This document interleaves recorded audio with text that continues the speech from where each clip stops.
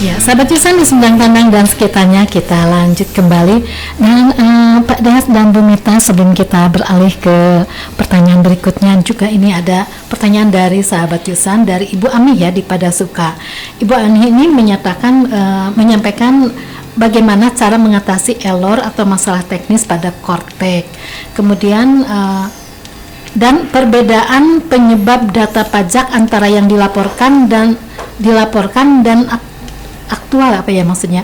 Apa yang menyebabkan perbedaan data pajak dan aktual? Nah, ada penelpon juga. Assalamualaikum. Assalamualaikum, Sampurasun.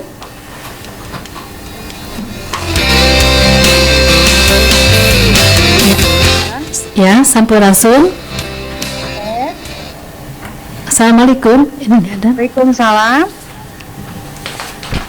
Ya, lanjut aja.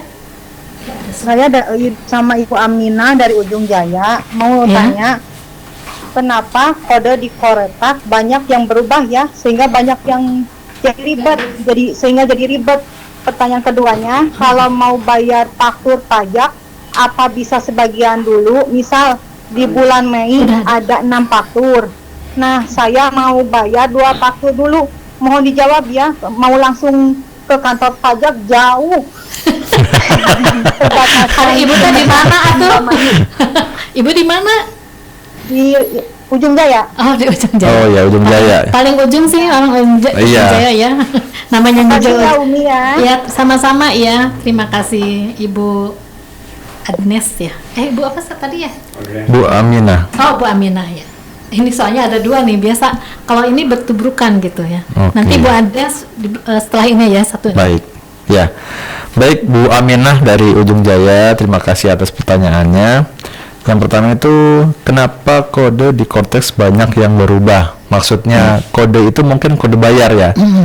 Jadi begini Bu Aminah, untuk di Kortek ini sebetulnya sekarang itu semua kode jenis pajak itu sama.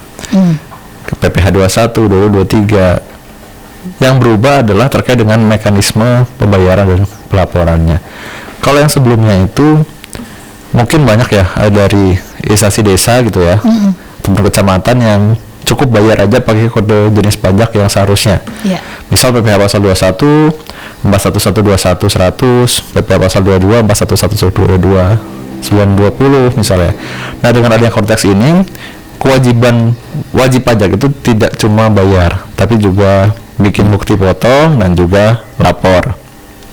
Nah, untuk yang pembayaran dulu nih baru lapor, itu bisa disetorkan terlebih dahulu menggunakan kode deposit pajak. Nah, kodenya itu 411618 100 sudah ada, betul. Jadi sebetulnya memang untuk perbedaan di lebih ke ini ya, konteks ini mengajarkan kita untuk tertib aturan bayar, bikin bukti potong dan lapor. Nah, setelah nanti depositnya sudah disetorkan, bukan deposito ya. Kalau deposito tuh di bank. Nah, ini tuh deposit pajak.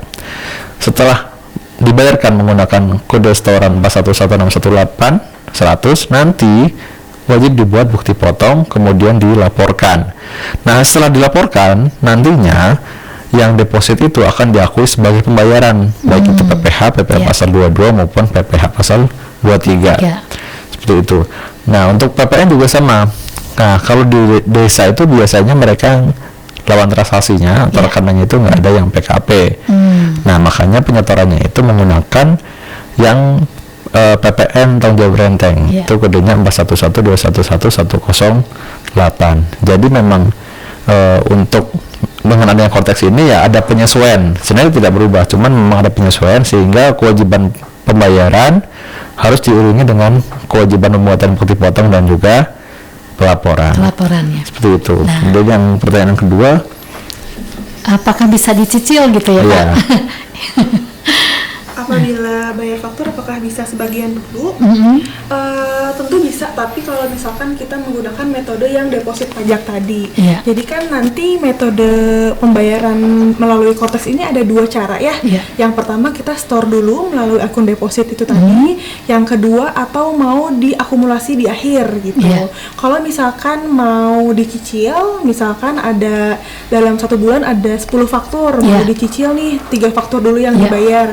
Itu bisa kita buat billingnya dulu 3 dengan sejumlah 3 faktur tadi, tapi tentunya belum bisa langsung dilaporkan SPT-nya, karena kalau misalkan sama sih seperti yang sebelumnya juga, kalau misalkan dilaporkan itu harus sudah lunas semuanya dulu. Gitu. Oh gitu. Jadi perbedaannya itu ya.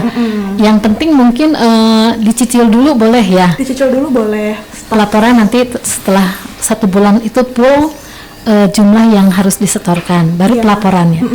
Tapi ya itu. Tapi nanti pelaporannya mungkin ada itu ya, ada sanksi atau gimana tuh? Sebenarnya selama masih dalam jangka waktu periode pelaporan itu tidak akan kena sanksi, Bu. Jadi kan jangka periode pelaporannya itu maksimal akhir bulan berikutnya. Jadi misalkan untuk masa bulan Mei nih maksimal lapornya kan 30 Juni. Jadi masih ada waktu nih beberapanya. Jadi masih bisa terus nyicil gitu ya.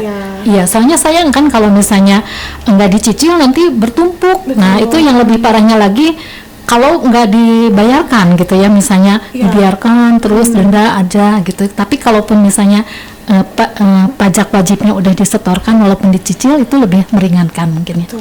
Nah, tadi Ibu Ami yang pertanyaan di WA ini tentang mengatasi error pada Kortex, dan satunya lagi tadi apa ya, sebentar. Saya harus penyebab perbedaan data pajak antara yang dilaporkan dan aktualnya. Jadi saya kurang mengerti nih masalahnya apa. Maksudnya apa gitu. Oke, saya akan jawab dari Bu Ami. Yang pertama dulu ya, error Kortex itu bagaimana?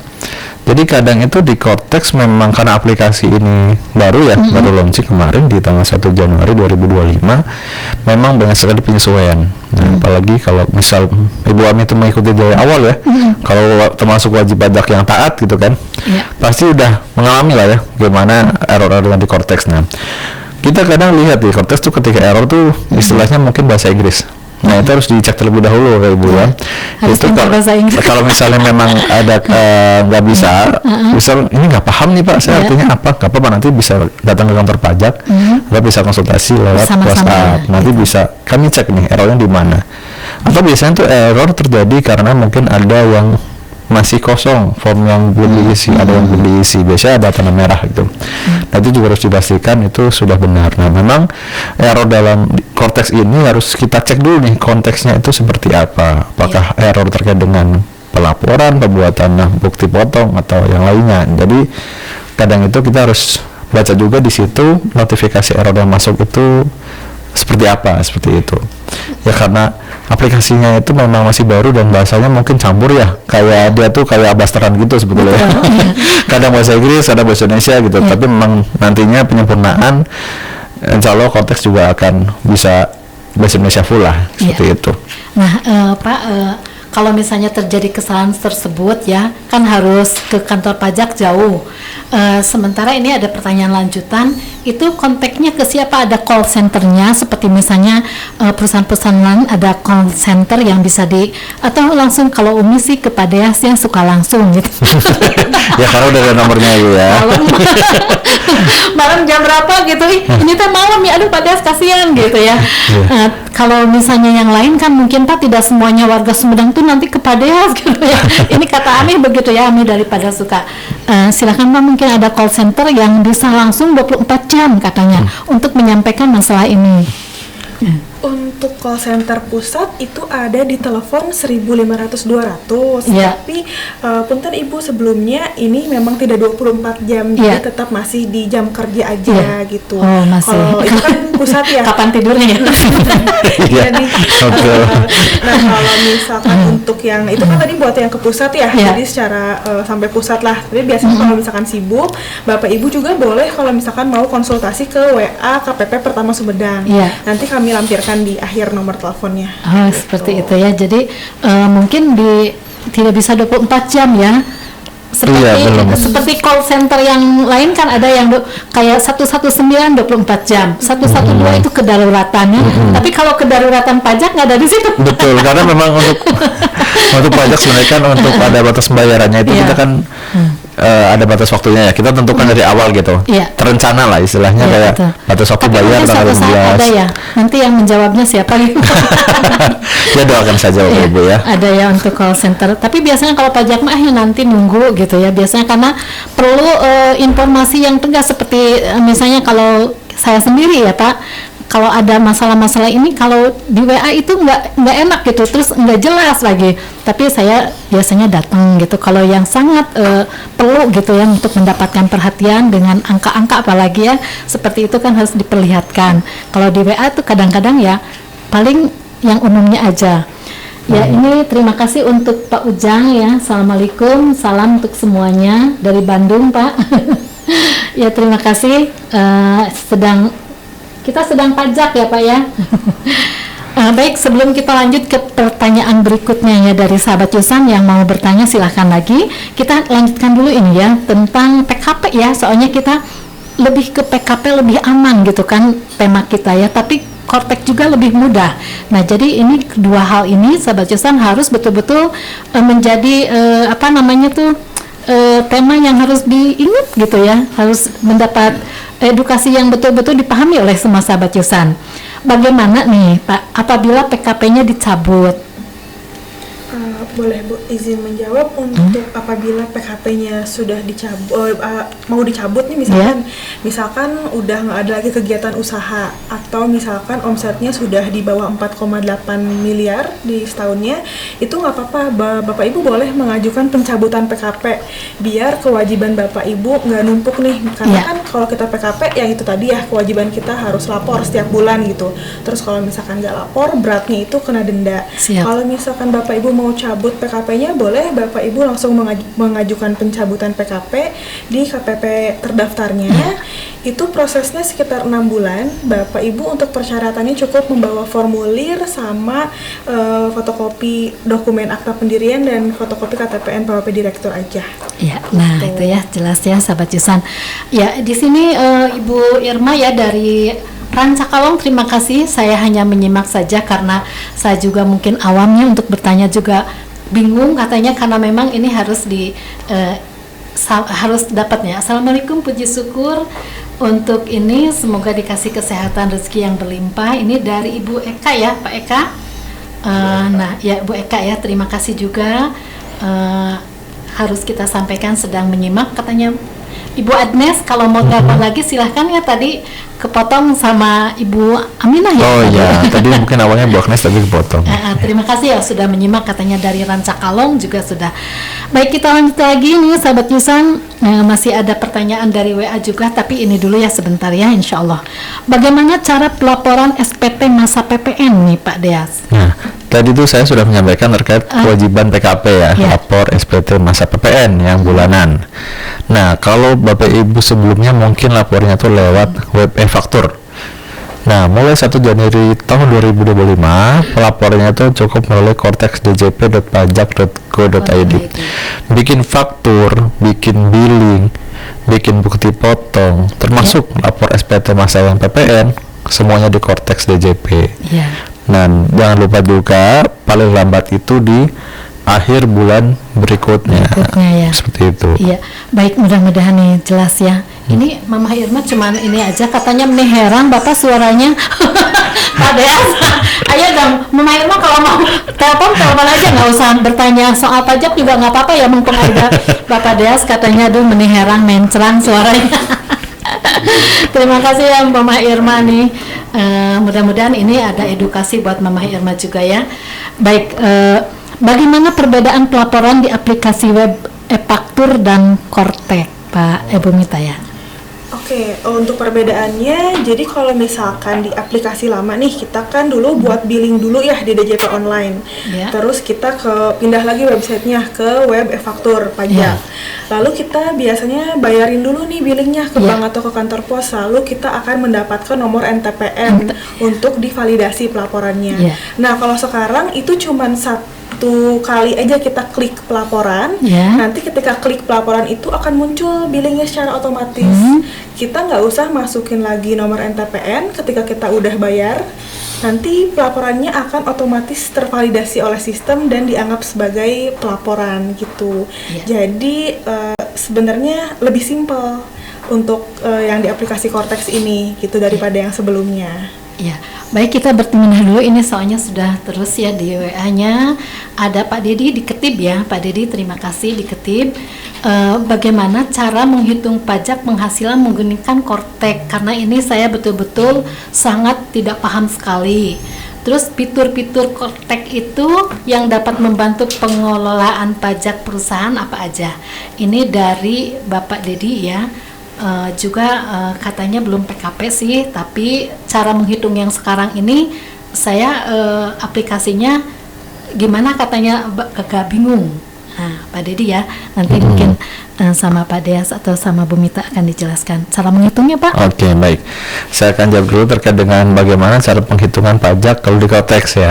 Jadi Bapak Dedi di Ketip, jadi untuk penghitungan pajak itu sebetulnya dengan Cortex tidak ada perubahan.